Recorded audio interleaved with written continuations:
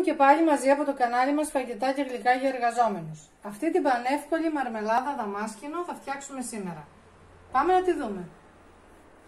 Για τη μαρμελάδα μας θα χρειαστούμε μισό κιλό δαμάσκηνα και 2 κούπες, τέτοιες κούπες, ζάχαρη.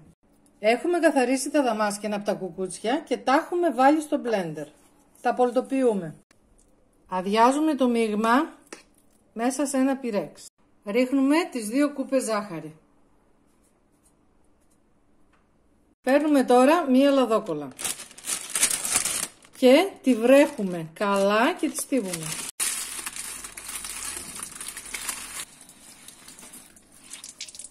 Θα τη βάλουμε από πάνω και θα ψήσουμε σε προθερμασμένο φούρνο περίπου μισή ώρα. Όταν θα δείτε τη λαδόκολλα να βγάζει φουσκάλες και να χοροπηδάει, είναι έτοιμη η μαρμελάδα. Είναι έτοιμη, έγινε όντως μέσα σε μισή ώρα. Τη βάλαμε σε βάζα. Είναι πεντανόστιμη, μπορείτε να τη φτιάξετε κατά αυτόν τον τρόπο με ό,τι φρούτα θέλετε. Αναλογία ίδια, μισό κιλό πολτοποιημένα φρούτα, μισό κιλό ζάχαρη.